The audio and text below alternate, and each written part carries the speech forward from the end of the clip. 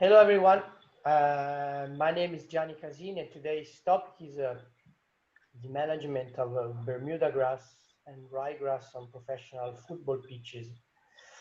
This webinar is one of the two free webinars organized by myself in cooperation with Groundsman, that is the Italian Institute of Groundsman. So this webinar will be talking about basic stuff to manage Bermuda and Ryegrass during the whole year. And on the second webinar that we'll be talking in the future, we'll be talking about some tricks to avoid failing in the process of transitions, the two grasses. So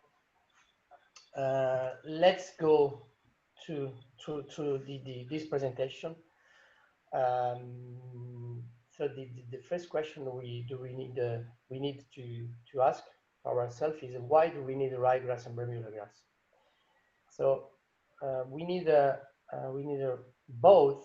So both turf grasses, because talking about Europe, but it's not only in Europe, but you know, we are talking about Europe today. The south of Europe, there are the conditions to grow both grasses, but depending on the season. So as you see on the figure, in fact, the warm and temperate Mediterranean climate does not allow for the ryegrass to get through the summer without any inconvenience, right? So we need to have both because we want to achieve the best quality pitches all year around in warm and temperate Mediterranean climate. Just you know, to talk about ryegrass, I think is the most known turf grasses in the world, and also is the most widely used turf grass for every turf grass in the world. Ryegrass is a cold season grass. We can have lots of cultivars of Lolium perenne, which is the perennial one, and Lolium multiflorium, which is the annual one. We can use both for different things, different goals. Anyway, in both cases, the optimum germination temperature would be between 20 and 18 and 20 degrees. The optimal soil temperature growth will be between 15 and 25 degrees, and the recommended cutting height would be between 25 and 40 millimeters. We know that ryegrass is mown also at 8-10 millimeters. For example, in tennis courts when we play on grass, in Wimbledon, in some other grass tournaments. It's a quick installation, highly tolerant to traffic and uniform, and pleasant aspect turf grass. So I think that's why it's the most widely used turf grass in the world. The winter dormancy temperature starts below 10 degrees, which means that below 10 degrees, this grass is not growing anymore, but it keeps the color, so the green color. The summer dormancy temperature starts with temperature more than 30 degrees, and with temperature more than 30 degrees, we can have the root tip.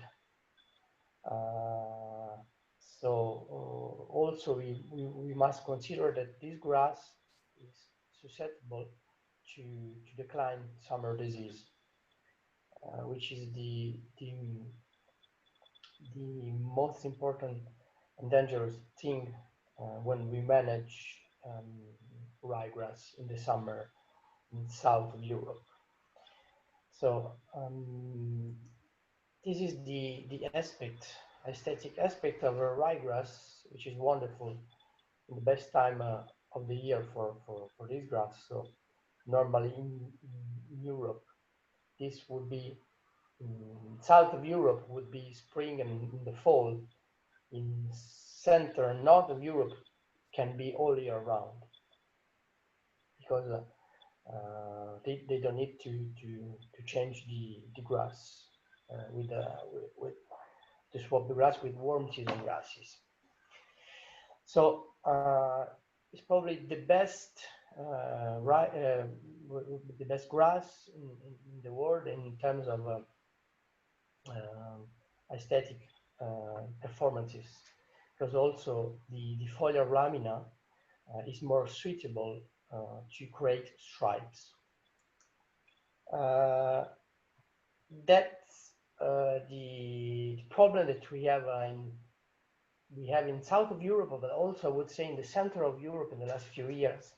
We are having this kind of problem. So we have this damage, this disease called gray leaf spots that you can see on the picture on the left, the gray mycelium. That's why it's called gray leaf spots.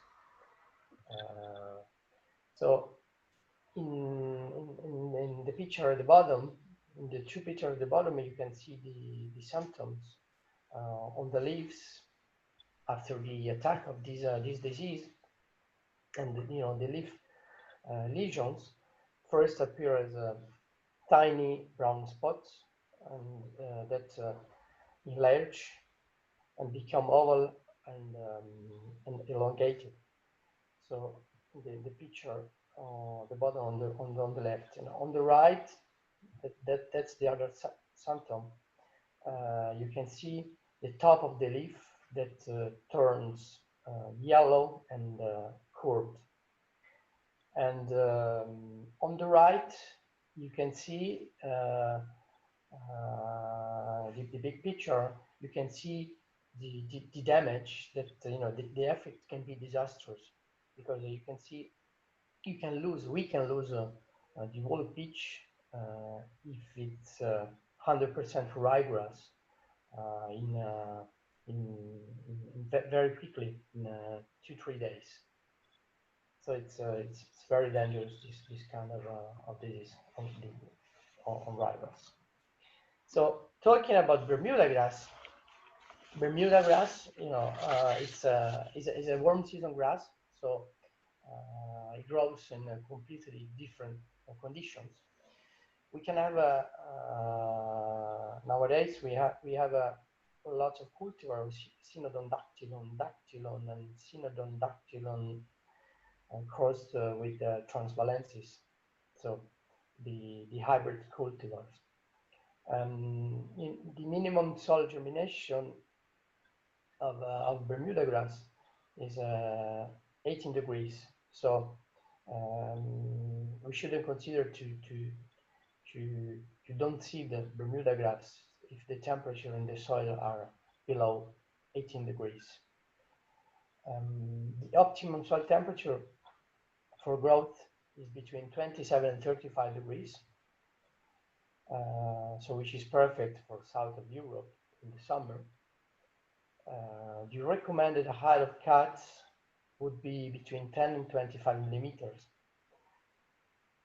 Of course, in football, we want to mow, I would say, between 15 and 20 millimeters. Otherwise, it's completely different than playing on ryegrass.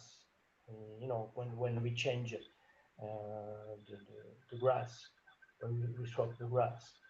So Bermudagrass is aggressive, invasive, and highly resistant to traffic, uprooting, drought, salinity, and disease.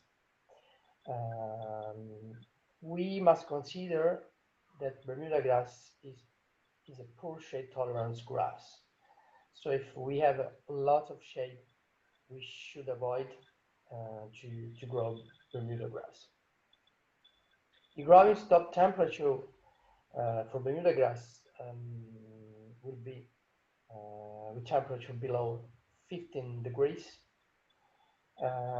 We also saw in the last 20 years that the winter dormancy can start at 10 degrees, few days of 10 degrees, or at first frost. So the dormancy will be so the Bermudagrass would not turns yellow in few days very quickly. So it's a process that takes 1.5 month to get this grass in dormancy. There is also a kill temperature, unfortunately. So depending on the cultivars, and this will be a temperature at -5 or -8 degrees.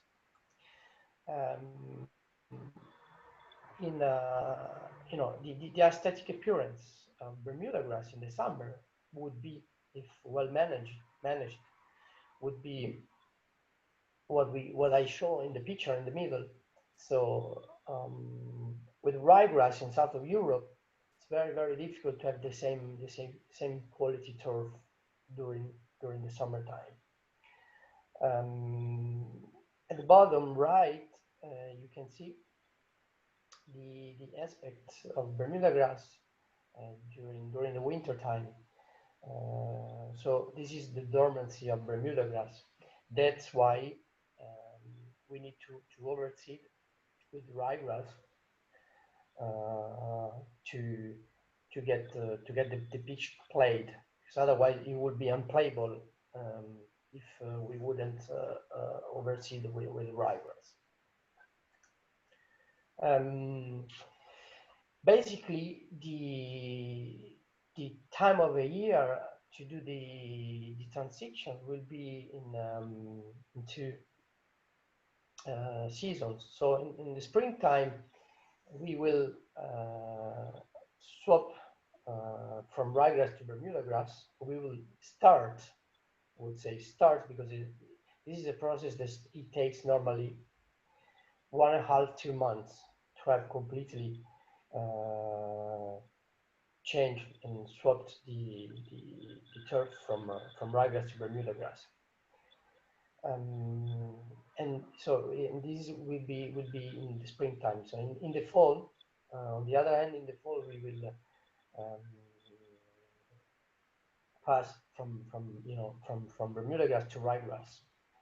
Again, it's a process that it will take like I would say 2 months to have a proper pitch to be played and very well played.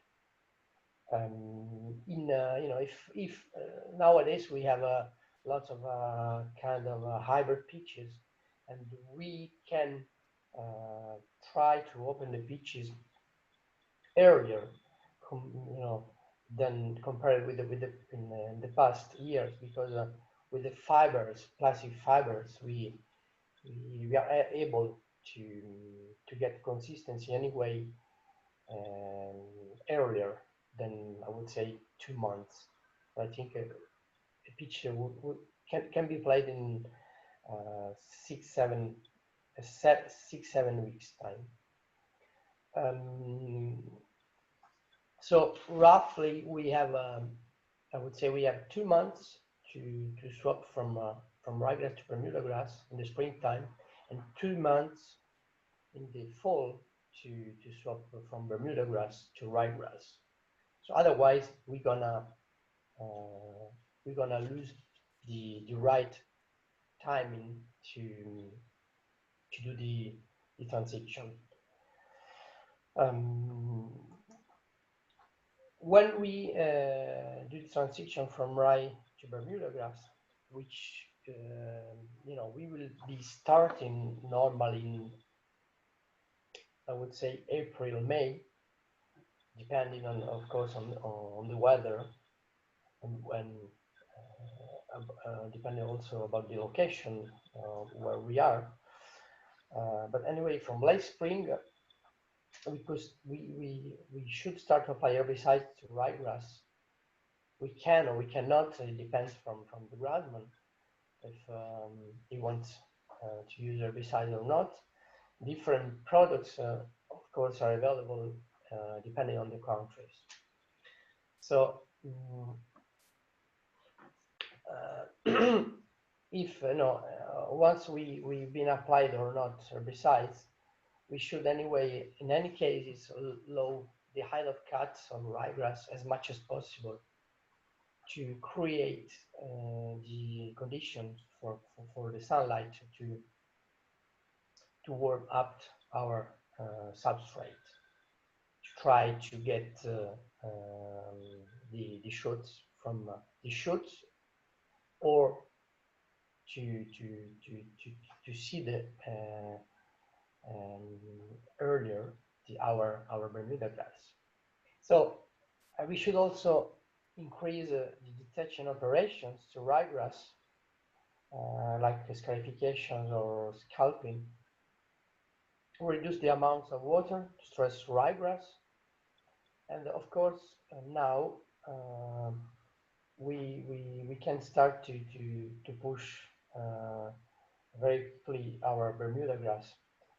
If, of course, in the previous years we had already Bermudagrass on our pitches, just needed to open up the surface and try to get the shoots as quick as possible from the stolons.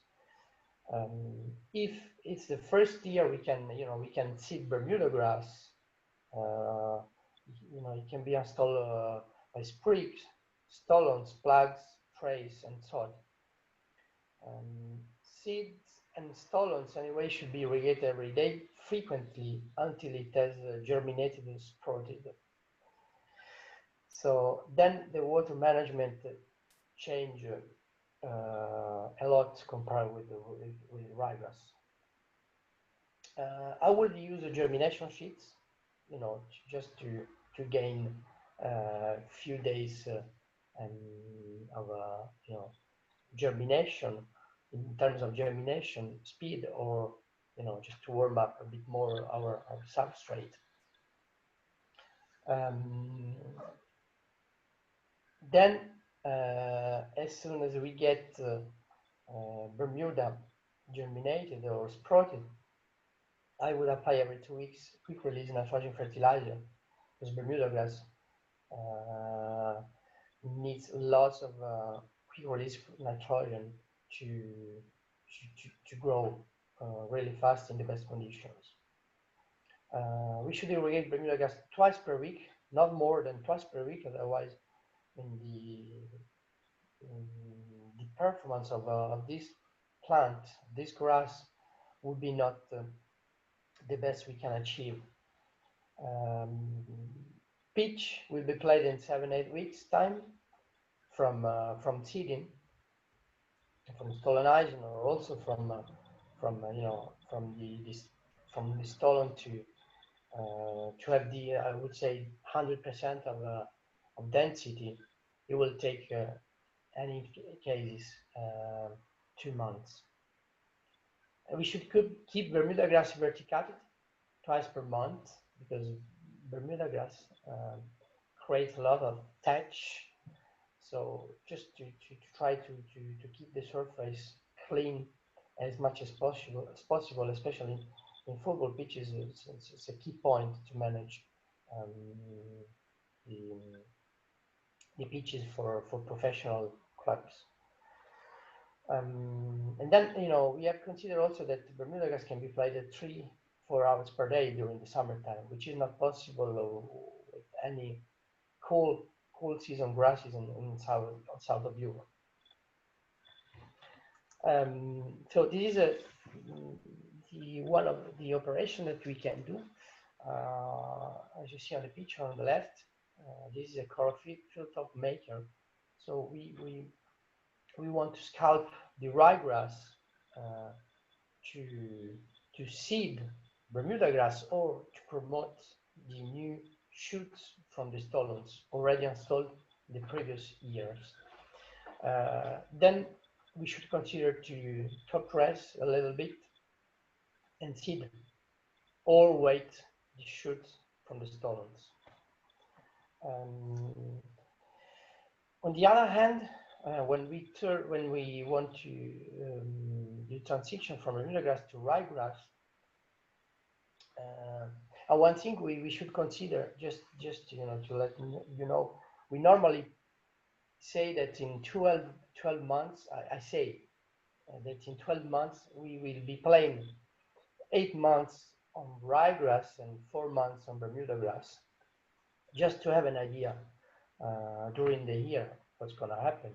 So from early autumn, we start to detach Bermuda heavily, low down the nitrogen applications just to stress Bermudagrass, and I would overseed first overseed by disc with Bermudagrass still in play, because in this case we can have a base of Ryegrass, but the players will be playing on Ryegrass that has already germinated, but with a base of Bermudagrass. So this kind of base will be already installed when we're going to remove again with when we scalp and we scarify again Bermudagrass. Ryegrass will be grow again from the first overseeding, and we can gain a few days of canopy doing this kind of operation. Then we should apply growth regulator to slow down Bermudagrass. And then after a few days that we've been applied the growth regulator, we should close the pitches to scalp, scarify, sweep the debris, aerate, top dress, overseed, by disc and drop seeder. So it's very important to overseed from my point of view. By disc and drop seeder to use both, because we have a very good consistency of seed on the pitch instead of overseeding just by a disc overseeder, even if we do 3 or 4 directions.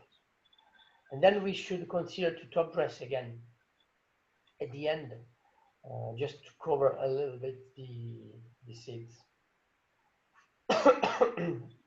Then we should apply a release fertilizer, quick release fertilizer, twice per month, because we want to make install the Ryegrass as quick as possible to reopen the pitches in, I would say, 6, 7, 8 weeks times, depending on the profile, on the construction of our pitches.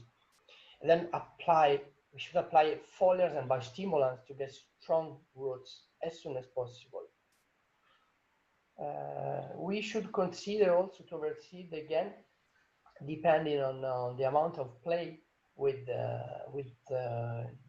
Lolium multiflorium, Italian Ryegrass.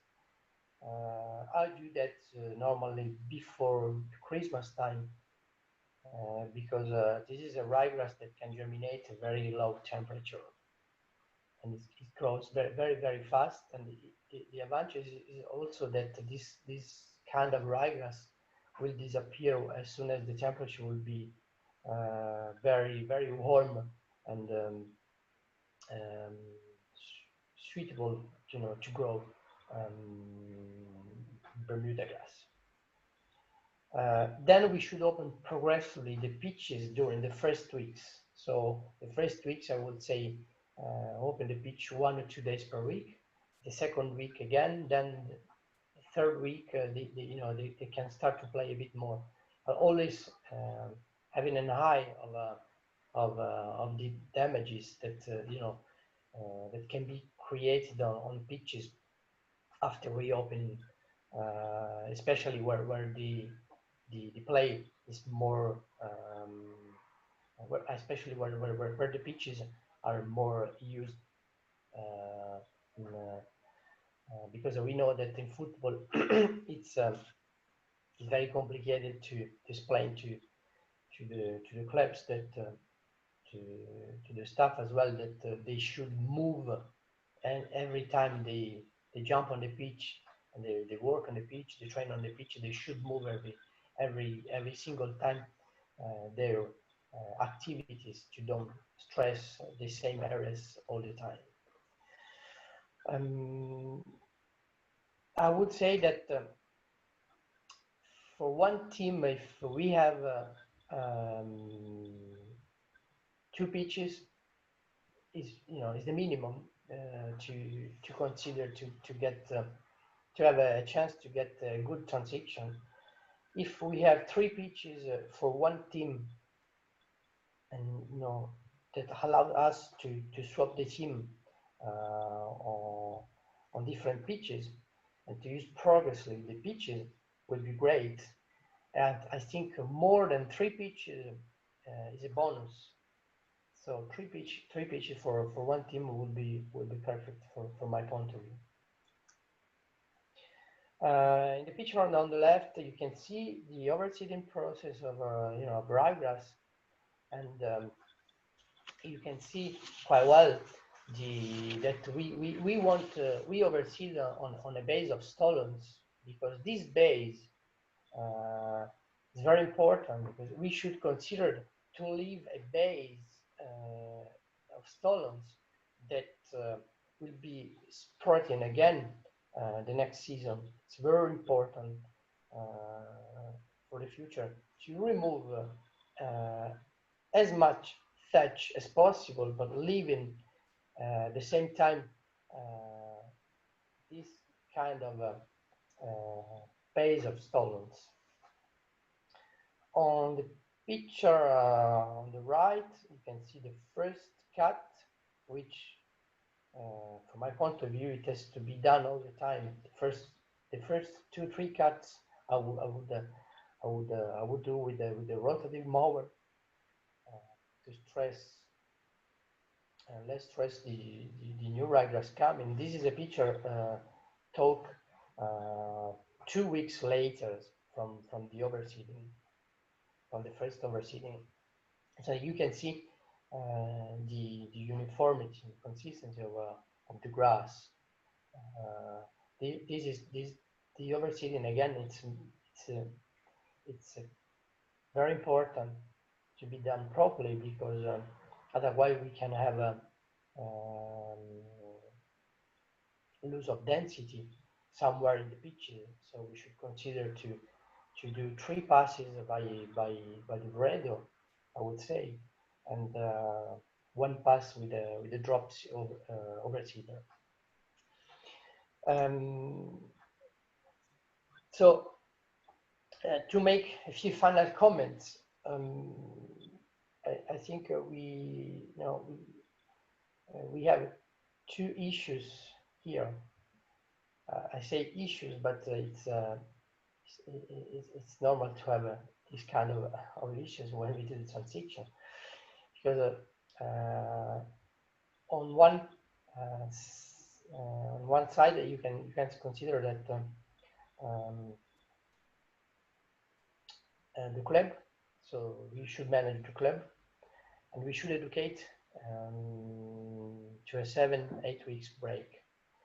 This is difficult to let them understand, because especially if they are not used to, especially the first times when we do the transition, to sensibilize the club, which is very I'd say very difficult. Then it depends also the results of the transition. It depends also the amount of pitches that we have and also available, and also in the construction of our pitches. Because as I said before, if we have hybrid pitches, we can open pitches earlier than natural pitches, completely natural pitches. And also the amount of pitches, because let's say if you have 1 or 2 pitches, it's anyway not easy to do proper transition. And also we should explain to the staff about the pitch closing days. So how many days the pitches will be closed, and of course, chose with the staff the right pitches to close. It's important. I think it's important as well, because we have to consider also they're thinking about pitches. They may prefer one pitch instead of some other pitches to be closed earlier, because they like to do a different kind of train. So the relationship between the groundsman and the physics coach is very, very important. And then we should manage, of course, the coaches and the club stress, because depending on the results of the season, can be different also, the stress during the season. On the other hand, we have the weather, so we should know the weather as much as possible. Also asking people living in the area since they were born, get lots of information about the weather, because we want to choose the right moment to do the transition. Timing in this case is the most tricky thing to consider, and it's not the weather is not the same every year. It will be changing every year, so we have to adapt ourselves as well to the needs of the nature, I would say. And then we can force, of course, the establishment conditions with ground sheets or the heating system, especially, I would say the heating system, especially if we want to install Bermudagrass in April, May. So we should consider to warm up our profile if we have we can warm our profile. Then we have to hope that the weather is going to be nice, of course, and no panicking, and be patient. So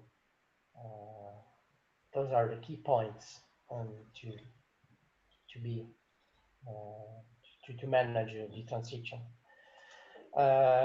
Thanks for watching. Hope the presentation was nice. And if you want to email me, this is my email box.